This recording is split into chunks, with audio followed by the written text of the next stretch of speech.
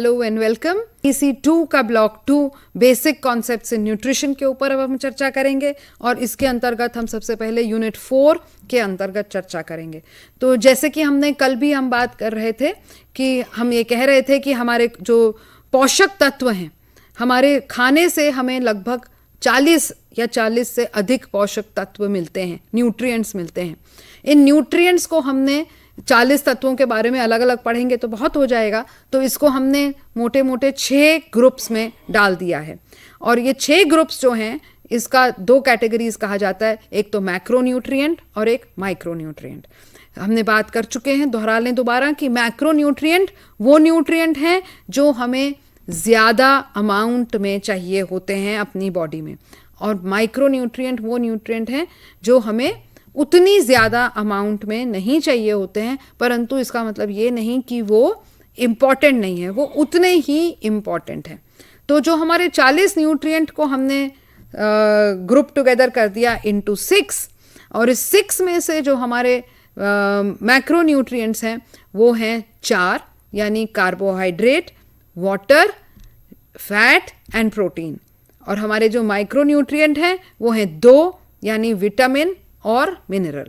तो ब्लॉक 2 में हम इन 6 कैटेगरीज के न्यूट्रिएंट्स यानी कार्बोहाइड्रेट, पानी, वसा यानी फैट, और प्रोटीन, विटामिन और मिनरल के ऊपर चर्चा करेंगे यूनिट नंबर 4, 5, 6, 7 में।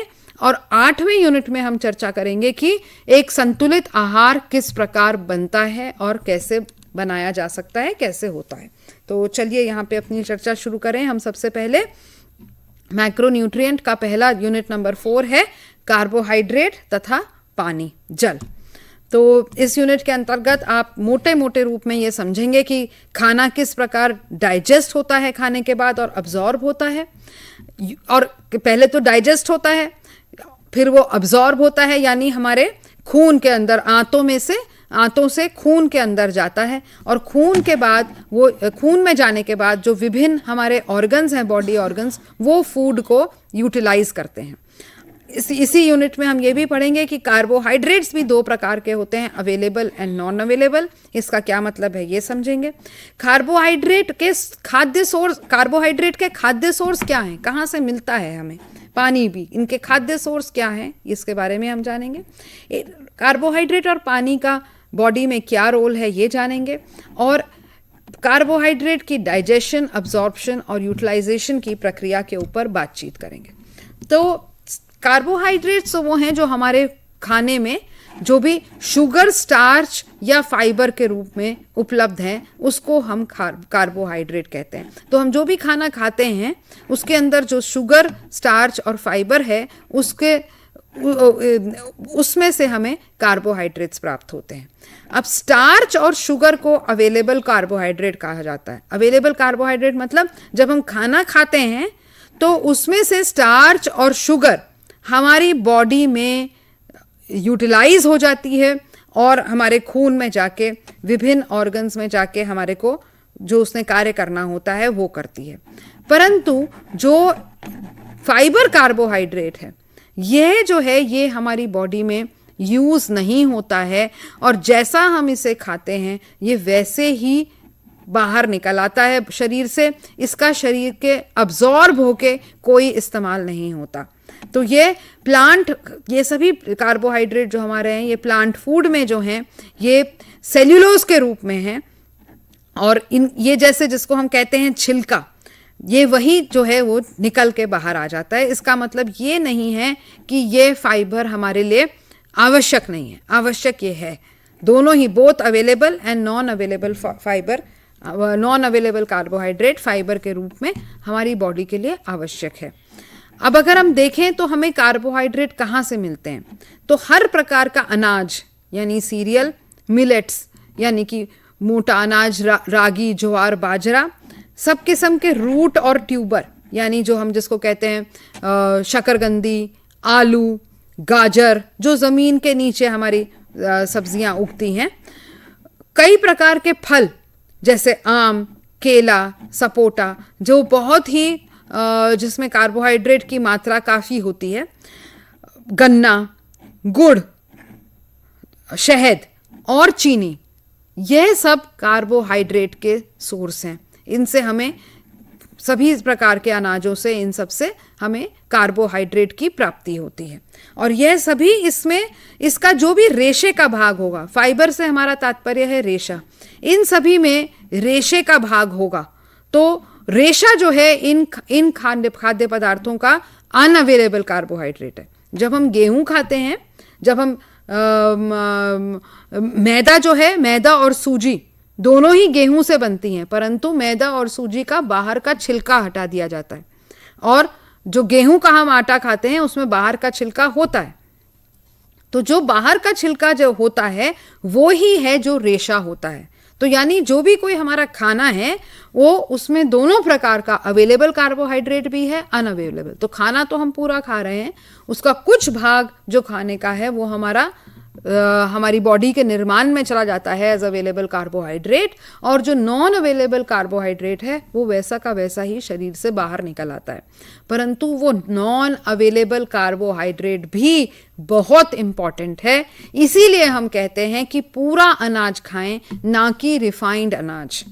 इनफैक्ट हम कई बार जब हम आटा हम पिसवा के लाते हैं पूरी गेहूं का, परंतु कई घरों में ये प्रचलन है कि आटे की रोटी बनाने के टाइम आटे को छान लेते हैं। जब हम आटे को छान लेते हैं तो ऊपर वो आ जाता है, हम उसको फेंक देते हैं। एक्चुअली वो जो हम फेंक रहे हैं वो बहुत एक इम्पॉर्टेंट हिस्सा फेंक रहे हैं, और इट इज़ बेटर कि हम वो ना फेंके, आटे को बिना छाने ही रोटी बना के खाएं, क्योंकि वो जो उसके फाइबर का हिस्सा है जिसको हम छान के वापस फेंक दे रहे हैं, उसका भी एक बॉडी में बहुत बड़ा रोल है। और कई प्रकार के जो विटामिन हैं वो किसी भी अनाज में उस हिस्से में पाए जाते हैं जो आपका छिलका और अंदर की जो बॉडी है उसके बीच की जो पतली लाइनिंग है, उसी के बीच में कई विटामिन होते हैं। जैसे मान लो हम सेब का छिलका काट देते हैं, तो हम केवल छिलका काट के, एक तो हमने उसका फाइबर फेंक दिया, फाइबर के अलावा उस परत के साथ कई ऐसे विटामिन थे जो उस परत के साथ हमने बाहर निकाल के फेंक दिए। तो जहां तक संभव हो हम चीज़ों के छिलके जो ना उतारने की ज़रूरत है, या जो पूरा अनाज, जैसे दालें भी, जो धुली हुई एक दाल है जिसका छिलका नहीं है, और जो दूसरी दाल है पूरी साबुत दालें जिसका छिलका है, तो जहाँ तक हमारे को है बेटर है कि हम साबुत दालों का, साबुत अनाज का, और जहाँ तक संभव हो फल सब्जी का जिसका छिलका ना उतारना हो उसका ना उतार के छिलका हम खाएं। कई लोग संतरे के भी अंदर की फाड़ी का भी वो निकाल के सिर्फ अंदर का गूदा खाते हैं, तो ठीक है, परंतु बहुत चीज़ आपने उसके साथ फेंक भी थी जो हमारी बॉडी के लिए आवश्यक थी। ओके, तो हम यहाँ पे बात कर रहे थे कि कार्बोहाइड्रेट्स की हम बात कर रहे थे कि कहाँ कहाँ मिलते हैं। उसके बाद हमने फंक्शंस ऑफ कार्बोहाइड्रेट्स पर हम आते हैं कि क्या क्रिया, कार्बोहाइड्रेट हमारे को क्या क्या ज़रूरी है, क्या करते हैं शरीर में हमारे लिए कार्बोहाइड्रेट्स। तो कार्बोहाइड्रेट्स हमारे को सबसे पहला उनका काम है कि हमें एनर्जी देते हैं। तो एनर्जी देने का मतलब यह है कि अगर हम 1 ग्राम कार्बोहाइड्रेट खाते हैं तो हमें 4 किलो कैलोरी एनर्जी मिल जाती है। और हमारी जो खाने में जो लगभग 60 से 70% जो हमारी टोटल एनर्जी है, जो टोटल कैलोरी है, एनर्जी हमें क्यों चाहिए? काम करने के लिए। और केवल भागा दौड़ी के लिए एनर्जी नहीं चाहिए होती, हमें बैठने के लिए भी, हमारे अंदर बॉडी प्रक्रिया चल रही हैं, सांस ले रहे हैं, अंदर पाचन चल रहा है, रक्त जो है वो हर जगह हमारे शरीर में घूम रहा है, किडनी अपना कार्य कर रही हैं, लंग्स अपना कार्य कर रहे हैं, इन सब के कार्य के लिए हमारे को एनर्जी चाहिए ऑफ कोर्स। और फिर ज़्यादा फिजिकल एक्टिविटी, घर में हम जो भी काम काज कर रहे हैं, हल्के फुल्के काम, कॉपी पे कुर्सी पे बैठ के काम करने के लिए भी हमें एनर्जी चाहिए। तो ये एनर्जी का मुख्य स्रोत हमारे लिए है कार्बोहाइड्रेट, और कार्बोहाइड्रेट का प्रमुख ये कार्य है। और इसी से रिलेटेड उनका कार्य जिसको हम कहते हैं प्रोटीन को ये स्पेयर करता है, यानी प्रोटीन को छोड़ देता है अपना कार्य करने के लिए। इस बात को समझते हैं, इसका क्या मतलब है हमारा? यदि हमारे खाने में कार्बोहाइड्रेट की संख्या कम होगी, यानी अगर हमारे खाने में रोटी, अनाज, चावल, इन सब चीज़ों की संख्या अगर कम होगी, तो जो हमारे को एनर्जी तो फिर भी चाहिए।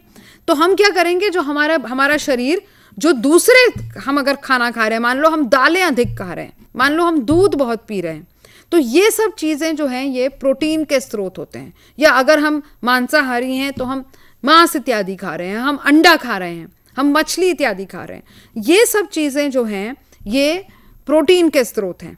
तो बॉडी को सबसे पहले, और प्रोटीन का कार्य है शरीर का निर्माण करना, परंतु निर्माण से भी पहले बॉडी को चाहिए एनर्जी।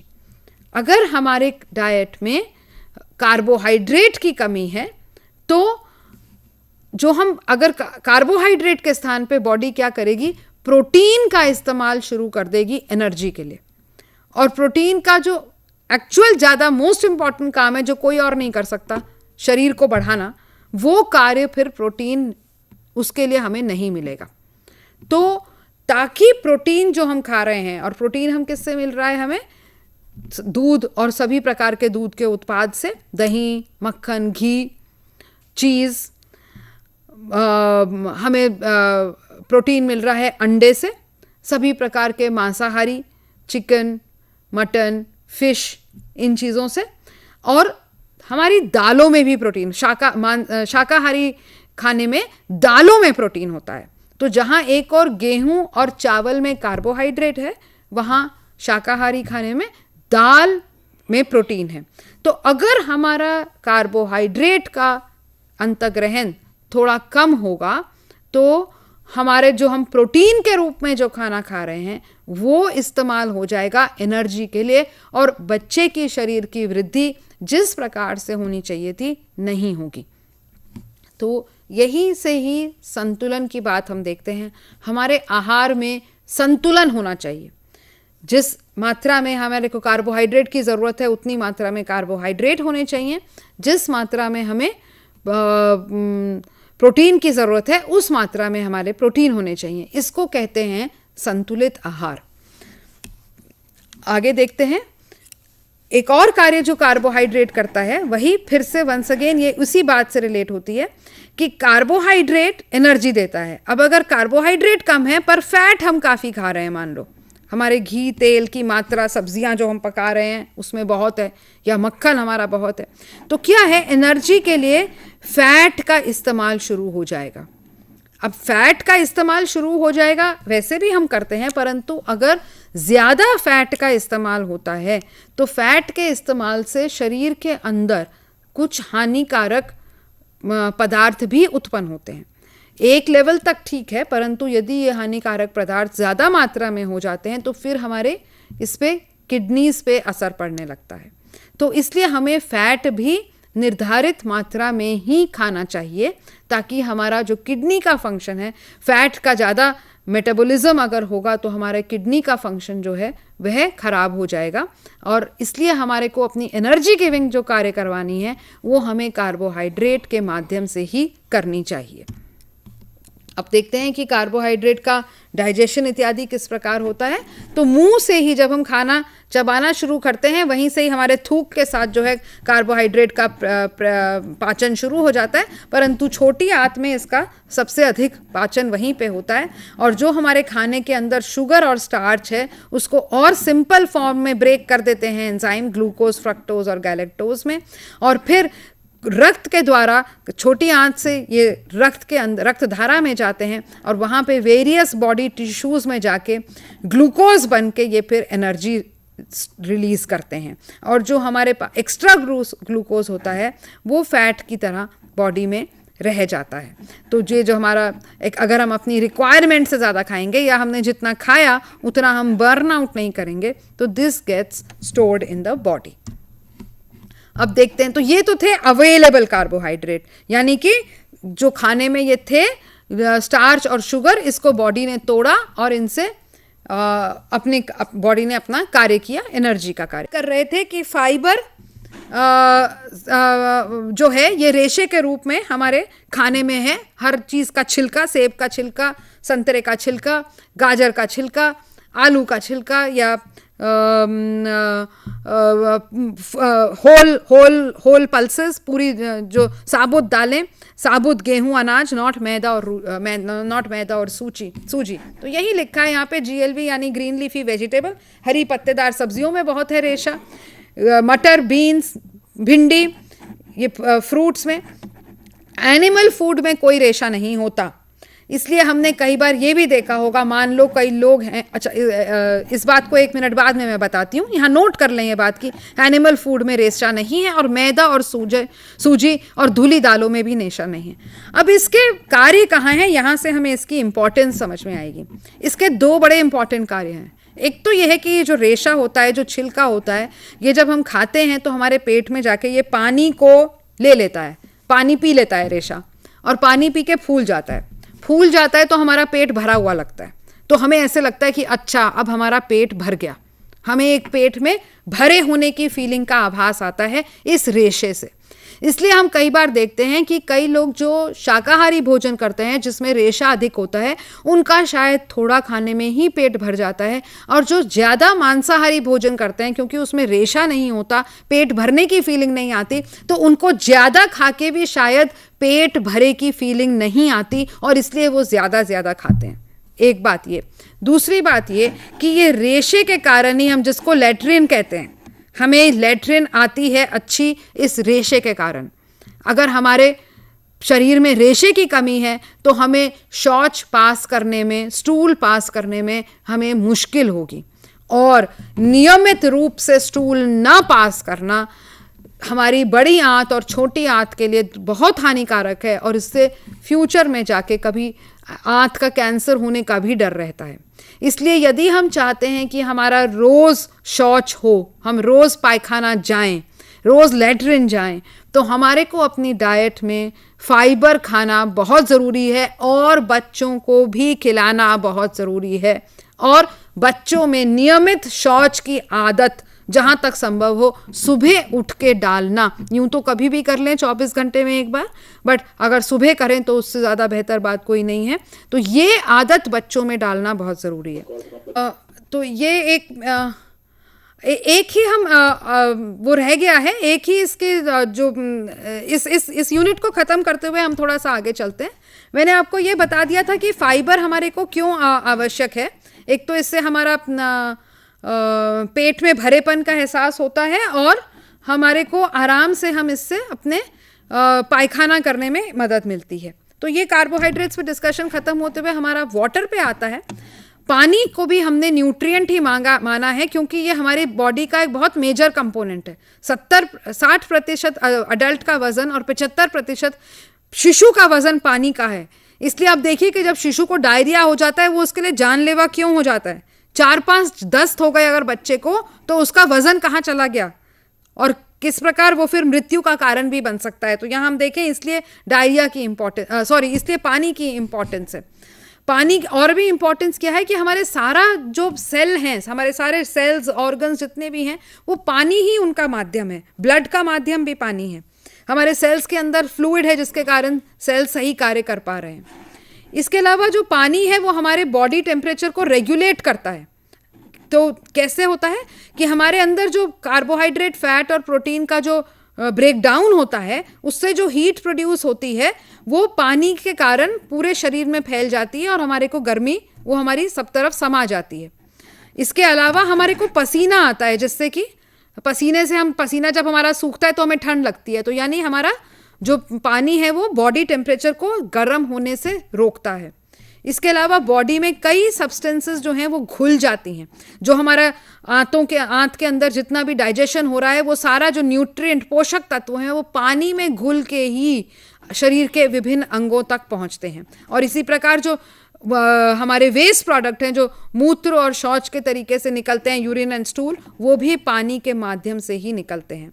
और पानी हमारे बॉडी के सभी सेल्स को नम्न रखता है, मॉइस्ट रखता है, और जॉइंट्स को भी नम्न रख के एक ल्यूब्रिकेंट की तरह कार्य करता है।